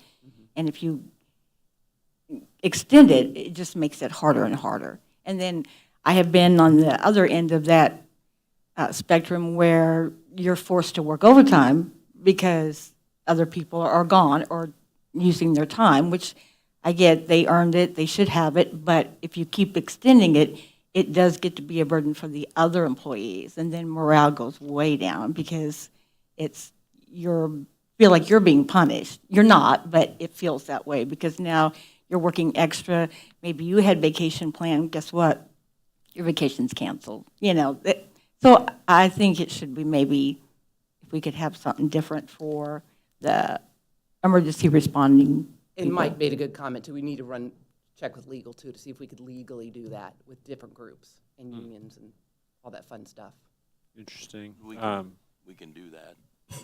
You run it Council through. would like, yeah, run it through our, Spencer Payne, yeah. yeah. Yeah, I think it's a worthy question to ask legal, if we can parse. We handle negotiations separately with the police union, separately with the fire union.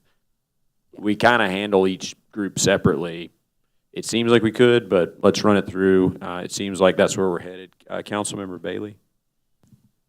First, I think 8 weeks is a lot. I've never had an employment where they offered me 8 weeks, so for what that's worth, just my personal experience, I don't know how many of you have ever had 8 weeks on the table at employment that you've had. To the one question I had when I read through it, you included the word annually. Was there a particular reason that needed to be put in there? Multiple adoptions in a year. Could be adoptions or could be babies. Yeah. We've had that. We've So- actually had that in fire.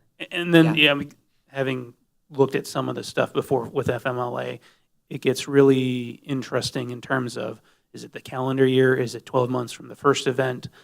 I don't know how often that would actually spring a trap that would prevent someone from getting it. So I'm personally in favor of just not including that.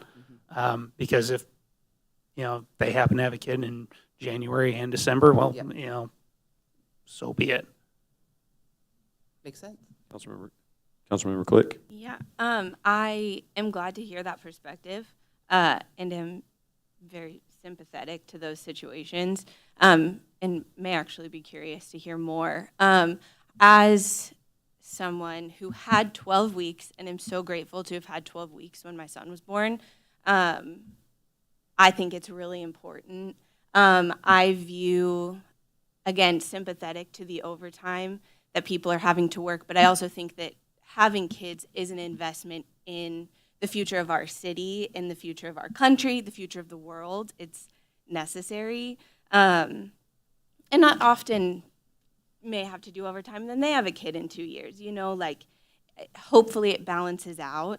And I do think and hope that long term for most people, when they look back on their life, they're like, okay, I'm glad my coworkers were having kids. I'm glad people around me were having kids because that provides a future for our city. So I would say definitely a carve out, working towards that, trying to find a balance. I don't think that it's right to just take it away for everyone who may not have those specific circumstances. And maybe there's a way for the police department, fire department to plan differently. I know there are vacancies. I know that has been a challenge.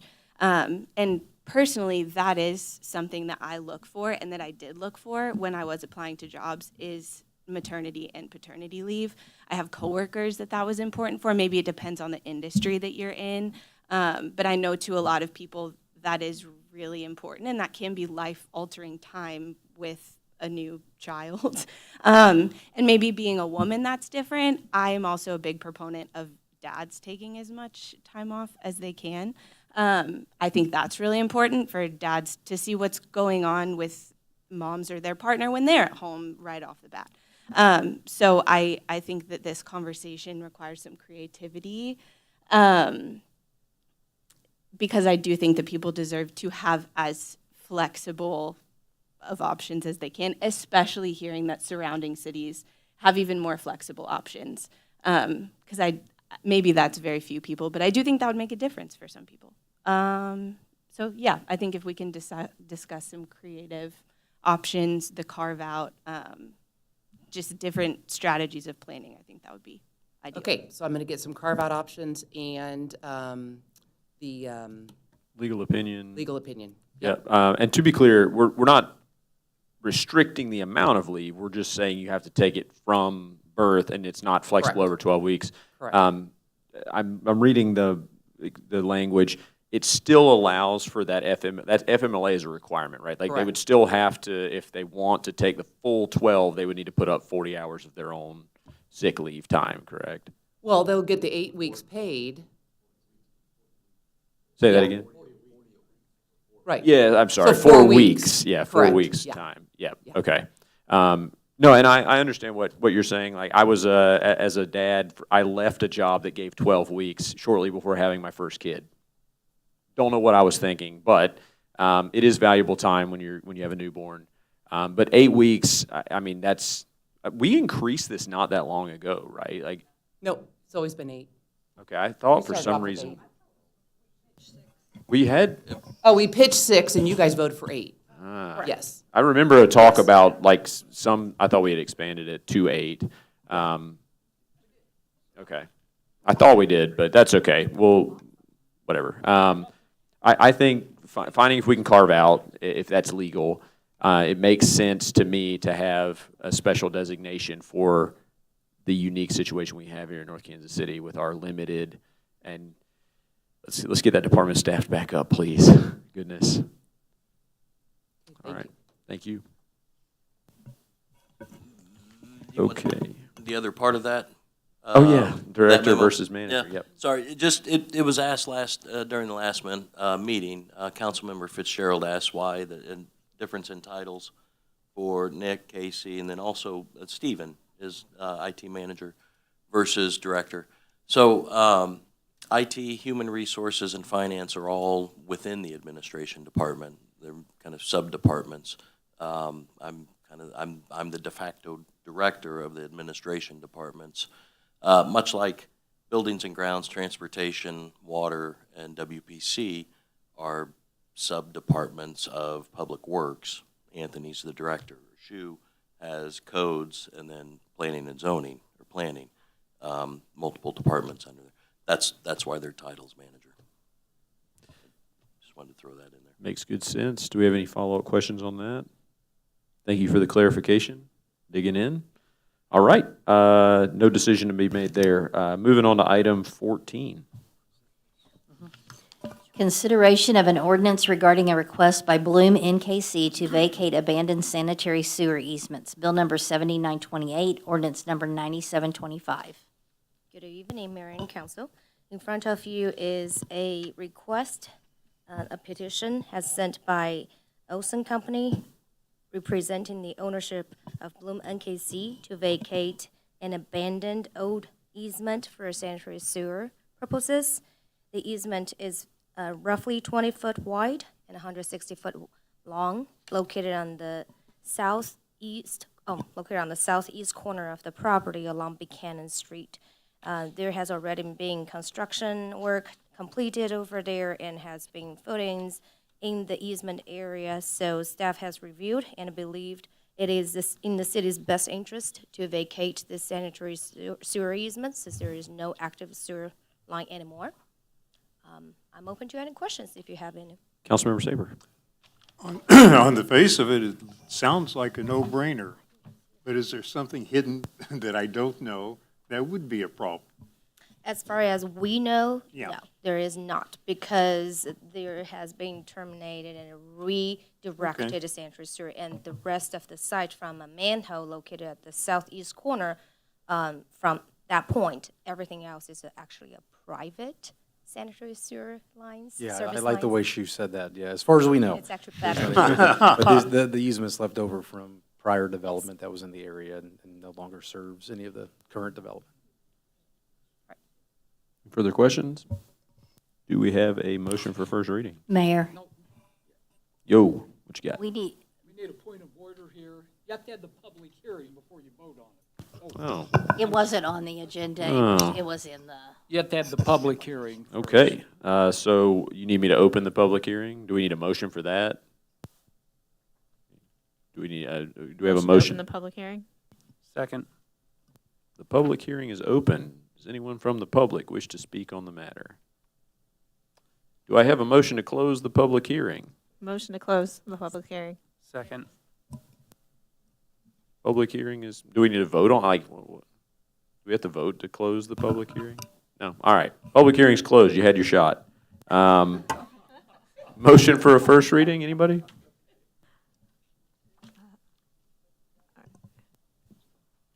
I move that bill number Wait, we need- 792 Sorry, we need to motion for a first reading. move for first reading. Second. All in favor? Aye. Yes. Opposed? Motion carries. an ordinance vacating a portion of an existing 20-foot wide permanent easement for an abandoned sanitary sewer lying in Lot 2 of Northgate Village Retail Center, second plat, and Lot 1 of Northgate Village Retail Center, third plat, in the city of North Kansas City, Clay County, Missouri. I move that bill number 792A be placed on second and final reading and passed as ordinance number 9725. Second. Call the roll. Councilmember Salinas? Yes. Councilmember Click? Yes. Councilmember Saper? Yes. Councilmember Bailey? Yes. Councilmember McGrone? Yes. Councilmember Alvarez? Yes. Councilmember Clark? Yes. An ordinance vacating a portion of an existing 20-foot wide permanent easement for an abandoned sanitary sewer lying in Lot 2 of Northgate Village Retail Center, second plat, and Lot 1 of Northgate Village Retail Center, third plat, in the city of North Kansas City, Clay County, Missouri. Beautiful. Moving on to item 15. Consideration of an ordinance approving the replat of 1530 Swift. All right, good evening again. This item in front of you is a final plat request to further subdivide a lot that is located on the southwest corner of 16th Avenue and Swift Street. And currently, there are two lots, Lot 1 and Lot 2. The applicant proposed to subdivide the existing Lot 2 into Lot 2 and Lot 3. So this case has been heard by the Planning Commission, and the Planning Commission recommended approval with one condition that has stated in the staff report that the approval of the minor subdivision, a replat of 1530 Swift Street, shall be considered with a condition that a code-compliant separation between Lot 2 and Lot 3 shall be constructed within 60 days of a final approval by the City Council. And staff recommend approval with this condition. Any questions? Do we need to have a public hearing on this one? No? Okay, good. Chill First out, reading. everybody. Second. All in favor? Yes. Yes. Opposed? Motion carries. An ordinance approving the replat of 1530 Swift, North Kansas City, Clay County, Missouri. I move that bill number 7927 be placed on second and final reading and passes ordinance number 9724. Second. Call the roll. Councilmember Salinas? Yes. Councilmember Click? Yes. Councilmember Saper? Yes. Councilmember Bailey? Yes. Councilmember McGrone? Yes. Councilmember Alvarez? Yes. Councilmember Clark? Yes. An ordinance approving the replat of 1530 Swift, North Kansas City, Clay County, Missouri. Item 16. Approving accounts due and payable by the city through July 11th, 2025. Bill number 7929, ordinance number 9726. First reading. Second. All in favor? Yes. Opposed? Motion carries. An ordinance authorizing payment for certain accounts due and payable by the city through July 11th, 2025.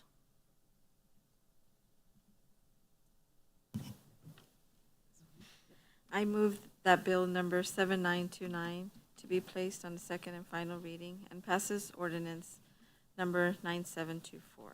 Second. Whoop, 97. 9726. There it is. Call the roll. Councilmember Salinas? Yes. Councilmember Click? Yes. Councilmember Saper? Yes. Councilmember Bailey? Yes. Councilmember Magrone? Yes. Councilmember Alvarez? Yes. Councilmember Clark? Yes. An ordinance authorizing payment for certain accounts due and payable by the city through July 11th, 2025. Staff comments. All right. As you can see, the YMCA June membership invoice is in there, about 10 grand, as we've said before. It's kind of holding off right there.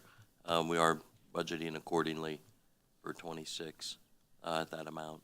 Other than that, we have the reports from the staff. I think Shu and I had it written down, Nick, Dan, Kevin, and Anthony. You guys want any highlights? Real quick before we jump into that, you mentioned we've exceeded the 10,000 a month with the YMCA as of the latest, a little over 10 grand. Have we gotten anything from them on if there's any dormant users yet? No, that was I think we talked about biannually. Yep. How long Go have back we and been look doing at this that, but now? March. I think we talked about it in February. Okay. No, it started February. Started in We're getting- February. we're getting close to So that we're getting 6 close month. to it. Yeah. Okay. Just wanted to see. Yep. I'm probably gonna be on that list. We'll find out. All right. Yeah, if you haven't gotten to the Y in the last 6 months, you better go this month because we want to check. Very good. Okay, move along. All right, I'll go first. I'll keep it short. We have continuous posting the property maintenance signs on properties that are in violation of city code, mostly the weeds.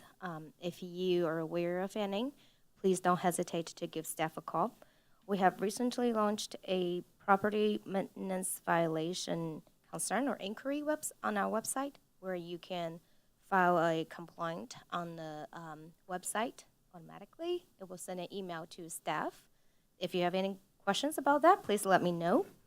And a more exciting news that we have launched our Safe Streets for All comprehensive planning activity. There is a landing page on our website under ComDev, so all I'm talking about is actually under community development. You can find all those tabs on that particular website. There are surveys and there are detailed information for events over there. So if you would like to give us your opinion or spread the word out to your friends and families to take the survey, we would really appreciate. Other than that, I'm open to questions if you have any or follow-ups. That's it.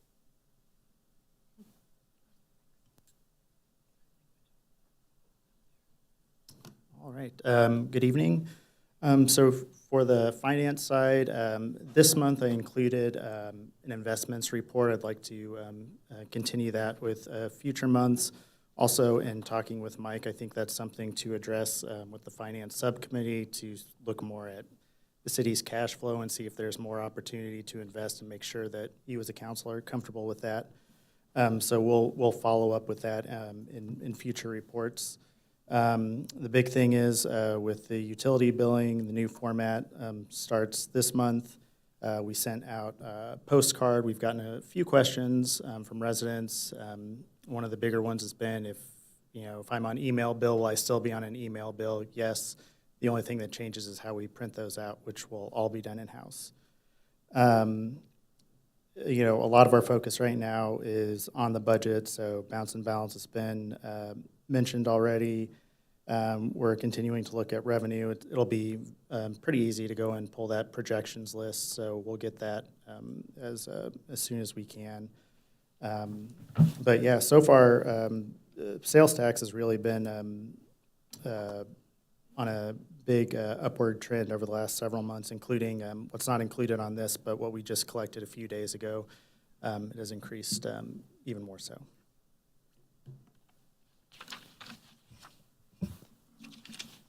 Good evening, council. One of the first things I want to highlight is that over the last 12 months, when I took over, the first month after I took over as interim, one of the things that we started to work on was our response times. And one of the things you'll see here is like our average response time in June was 5:15. Our average over the last year actually has gone down to 4:52. What is included in this response time and made this month's higher was that there were some non-emergency transfers that were included in there. And when we go non-emergency, we don't hurry up to the hospital and stuff like that. So we had quite a few more this last month, and that kind of skewed this month's number. But I was glad to see that over the last year, we've lowered it by almost 20 seconds when we went towards trying to improve that number.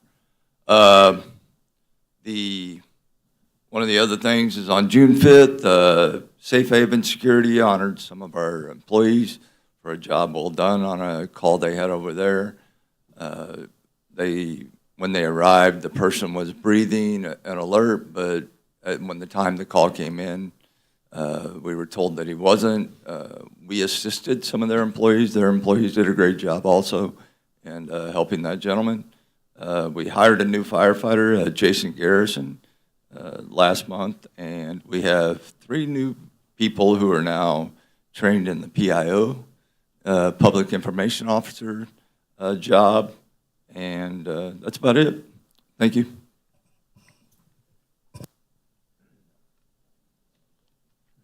Good evening. Chart kind of flows the same as it's done the last several months. Trespassings are our highest volume call for service. Looks like we eclipsed the 100 mark this month, so not something necessarily to be proud of, but it is something that we're spending a lot of our time on. Aside from that, the only thing that we really added this time, we weren't able to get radio calls and radio phone activity from Mid-America Regional Council in a timely manner this month. They had some problems with their server. But we added liquor license renewals since it's liquor license renewal season. So I thought that was topical. Pretty much in really good shape with a few exceptions. I think there's 3 businesses and 4 locations between the 3 businesses that are still not in compliance. I believe our Director of Liquor Control is planning on making some house calls on Friday to discuss that matter with them. Some businesses were tardy because they wanted to pay their liquor license, but they didn't have a business license. So one of those requirements of getting a liquor license is having a business license. So some step-throughs had to be made for some businesses, but mostly everybody's doing a okay job. So any questions for our report? Thank you. Off to Anthony. A lot of our active projects and designs are currently shown in the report. Obviously, the thing we discussed tonight, the Water Master Plan, is one of the bigger studies we have going on and trying to conclude. Aside from those listed, and again, if there's any questions, please don't hesitate and to ask here or reach out to us. 2 of the big things going on right now, I just want to call out, the road district is starting their mill and overlay for the season. They have posted their schedule as it stands now, because it can change due to weather and other constraints, but it's posted on their Facebook. We've reposted that, and that is on our Public Works website as well for kind of a detailed outline. And then the infamous, I should say, railroad crossing at Lynn and 16th Avenue is currently being repaved by Burlington Northern Santa Fe. So hopefully we will get less calls about that. That has been since I've started, that has been a big pain in our roadway system. So hoping that concludes here this week. Any other questions, please let me know. Thank you for the update on the railroad piece. To add a little flavor to that one, this has been ongoing for a while. If you haven't been through that section of roadway, it's about a 5-inch drop off to some bolts that are exposed, and it's absolutely eating people's tires. And so Anthony and I got together. I found out the depth of what's going on, so I called the 800 number, and after about 6 trips through the phone tree, got somebody who denied that crossing exists. Couldn't find it on any of their maps, so I sent them some geo-tagged location photos, and they said, oh, there it is. Let me find out who runs that one. So they found somebody that didn't run it. Eventually, we got to the person who did. And Mr. Cleveland has been extra helpful, found some money to take care of it, found the person to do it, and it is being repaired. So it's been a little bit of a saga, but hopefully the tires stop getting chewed up. Very good. Drive with confidence down Lynn. Love it.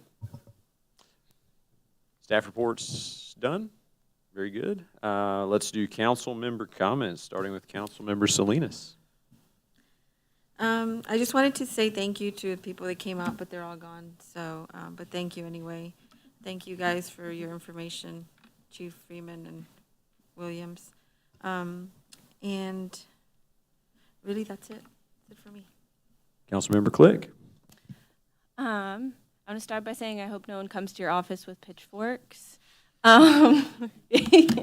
Just to clarify that. I was really excited to hear about the Northland Workforce Development Center. That's really cool, exciting thing that's going on. I also noticed it's been a couple weeks now, but Governor Kehoe vetoed some of the state budget, which affected the rabbit hole here in North Kansas City. So bummed to hear about that. And some Clay County. There's a whole list if you feel like looking at it.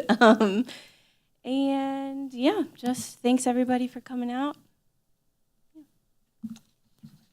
Just a shout out to Bounce and Balance.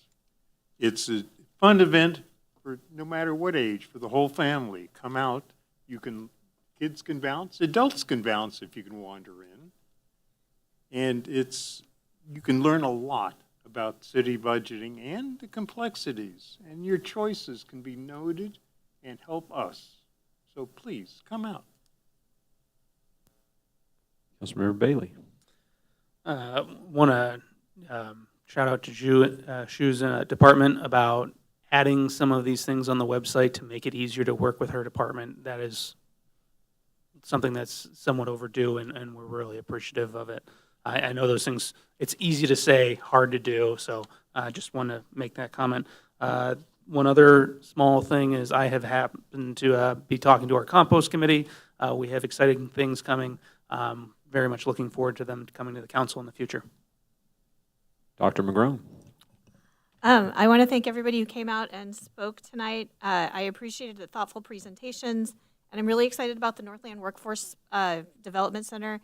If you are able, please consider making a donation. I think it is a really, really great program, and it's going to be incredibly valuable for the future of the Northland. I also want to thank Casey and Chief Freeman and Chief Williams for your perspective during our parental leave discussion. I come from a completely different place. I don't have kids. I work at a massive university, so we're able to do a lot of different things that you all aren't able to do. I work in IT, so we're really flexible in some ways, but we're also pretty rigid in some other ways. So I totally understand that there are different roles that people play and how those intermix, and hopefully we'll be able to come up with something that works for everyone.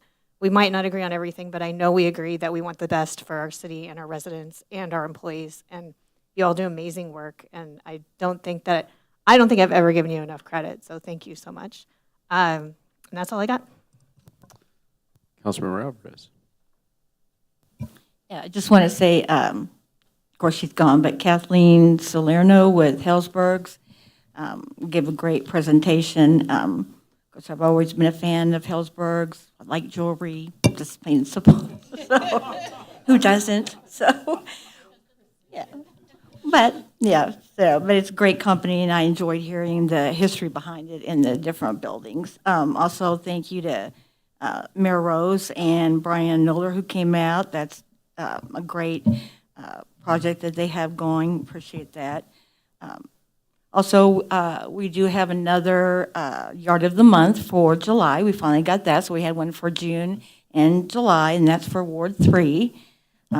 So it's kind of exciting to see people keep their yards up and put the sign out. It's kind of a neat little thing. So the other thing is I do want to comment on the response times that you had for the fire department. That's one of the reasons, one of the main reasons that it's a great place to live in North Kansas City versus, I'd say, Kansas City or anywhere else. It's one of the reasons that we're very, very fortunate to live here in North Kansas City. You don't find that hardly anywhere. And those things are very important when an emergency happens. And so we are really, really fortunate there. So I just want to say thank you. So that's it. Councilmember Clark? I'm excited for the Lynn Street Chewed Road fix, although Northtown Auto is probably going to lose some business on alignments. Basketball court construction is underway as of today, that I understand. So that's exciting. And it's Parks and Rec Month. Adventure Awaits is Sunday, July 27th from 2 to 6 p.m. It's a scavenger hunt. Teams of 5 meet at the festival shelter before 2 p.m. It goes from 2 to 6. Prizes and food to follow. That's it. All right, that brings it around to me. Thank you to Kathy and Brian for the presentation again on the workforce development. Excellent initiative. We'll have some money in the coffers for that. Hellsburg, wonderful community partner and business in town. And the Water Master Plan presentation has been eagerly awaited and did not disappoint. Yet it was disappointing somehow because we got a lot to fix. Codes, great initiative coming forth. We're going to have some shame signs going up in yards with big long weeds. They'll be bright highlighter yellow, I believe, and there is now the website to be able to tell on houses that are not in compliance. Take advantage of that. Hoping to beef up those numbers on the next community survey. Older resident outreach is something that I am really trying to lean into. I'm looking for somebody to lead that ad hoc committee. A health needs assessment in the 64116 zip code found that our #1 mental and behavioral health struggle is isolation and depression in senior citizens.